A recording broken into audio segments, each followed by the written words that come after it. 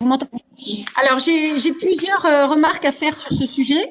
Je voulais dire d'abord qu'effectivement, heureusement que la délibération avait été enlevée début novembre parce qu'elle était absolument pas précise et posait un certain nombre de problématiques. Alors, il en reste quelques-unes néanmoins. Alors, on est tous d'accord et je suis parfaitement sur la même ligne. Les petits Parisiens manquent d'espace vert, particulièrement dans le 8e arrondissement. Et donc, dans l'absolu, c'est une bonne initiative. Mais j'ai quand même un certain nombre d'interrogations. D'abord, d'ordre organisationnel.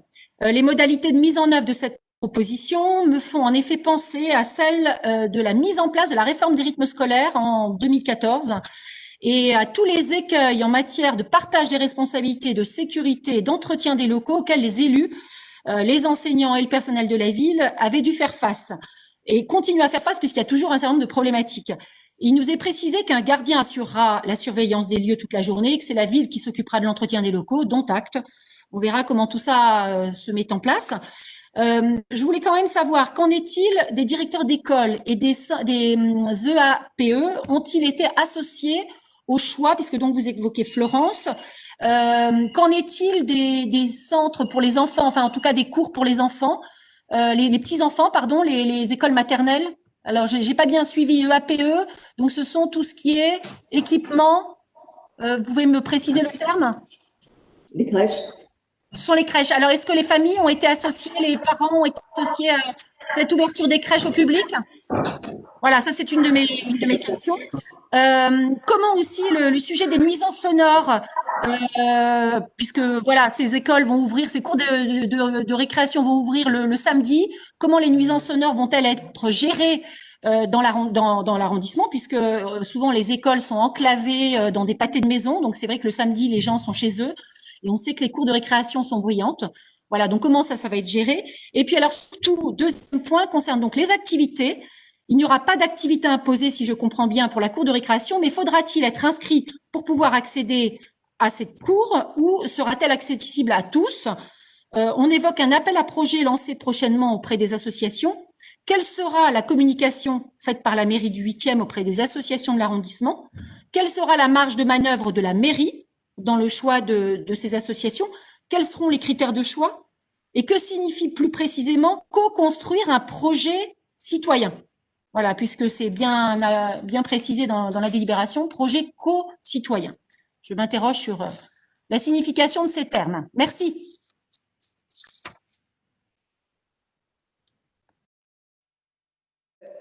Si vous regardez bien tous les établissements scolaires du 8e arrondissement, la majorité des cours ne sont pas accessibles au PMR.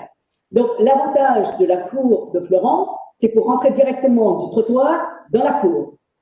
Et deuxièmement, dans les autres établissements, vous êtes obligé de traverser donc un espace dédié aux enfants pour pouvoir accéder. Je parle de l'école Bienfaisance, je parle de l'école Roquépine, où les cours sont en hauteur. Donc, la raison pour laquelle la ville a proposé Florence et que j'ai accepté, parce que c'est le côté pratique et les enfants, quand ils arrivent, ils sont dans la cour même sans être obligés d'accéder dans d'autres lieux. C'est la raison pour laquelle, quand Delphine elle a dit que le travail donc des agents de nettoyage seront facilités parce qu'ils n'auront pas à accéder à d'autres bureaux ou d'autres lieux que cette fameuse cour. Donc, les associations seront amenées à faire des propositions. Donc, les associations, qui parlent d'associations, parlent de membres. Donc, ils savent exactement quelles sont les personnes, quelles sont les familles qui vont adhérer, qui vont vouloir mettre leurs enfants qui n'ont pas les moyens de partir les week-ends, qui restent à Paris, et ça leur permet d'être associés à des jeux d'enfants. Donc, les directeurs d'école ont dû être approchés, et notamment la directrice de l'école Florence. Voilà ce que je peux vous répondre. Donc, ce n'est pas une opération qui est imposée, c'est une proposition. La ville a constaté effectivement que dans certains quartiers, il n'y a pas d'espace vert et le quartier, et j'ai eu l'occasion de le dire, le quartier Europe est très minérable. Les familles n'ont pas tous les moyens de partir à Deauville ou d'amener les enfants à l'extérieur de Paris. En plus, avec le confinement, avec le coronavirus, la vie des uns et des autres a bougé, a changé. Donc, c'est la raison pour laquelle il y a eu certainement des constatations des services de la ville qui proposent la possibilité pour ces enfants qui sont, pendant le premier confinement, 24 heures sur 24, pendant 2 mois chez les parents.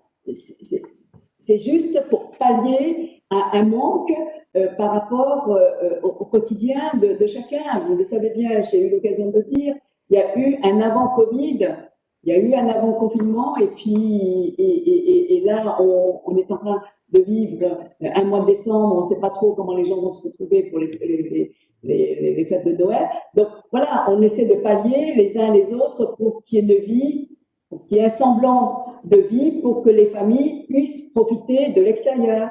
C'est pour ça que, bon, il n'y a rien de, ce que je veux dire, tout est transparent, on ne prend pas des décisions comme cela pour juste faire de la politique. Non, il faut aussi qu'on soit à l'écoute de la population. Dans la population du 8e arrondissement, il y a des gens qui sont modestes, même très modestes maintenant. Donc, on doit pallier à tous ces questionnements et on doit apporter une réponse pour le bien-vivre de chacun.